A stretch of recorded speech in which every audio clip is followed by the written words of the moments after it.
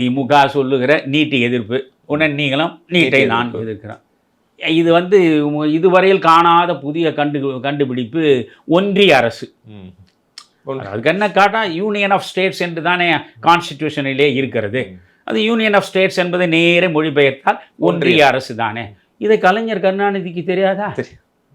இதை இவர்களை விட மெத்த படித்த மேதை அண்ணா அவருக்கு தெரியாதா இது ஒன்றிய அரசுன்னு? என்றாவது அவர் இதை ஒன்றிய அரசுன்னு சொல்லியிருக்காரா? கலைஞர் என்றாவது ஒன்றிய அரசுன்னு சொல்லியிருக்காரா? இவர்களுடைய புதிய கண்டுபிடிப்பு. அந்த ஒன்றிய அரசு என்ற பதத்தான் நீங்கள் பயன்படுத்துகிறீங்க. அந்த நீட்டை எதிர்ப்புன்றீங்க, இந்தியை நீங்கள் எதிர்க்க போகிறீங்க. அது திமுகவினுடைய என்னென்ன கொள்கைகள் இருக்கோ அந்த கொள்கைகளை தான் நீங்கள் சொல்ல போகிறீங்க. அதுக்கு எதுக்கு புதிய கட்சி என்ன?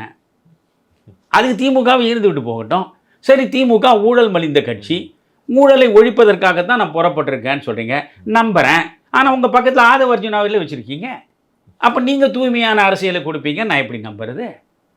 இப்படி எல்லா வகையிலும் நீங்கள் திரும்பி திரும்பி பார்த்தீங்கன்னா யார் மீது நமக்கு நம்பிக்கை வருவதுக்கு வாய்ப்பு இல்லை.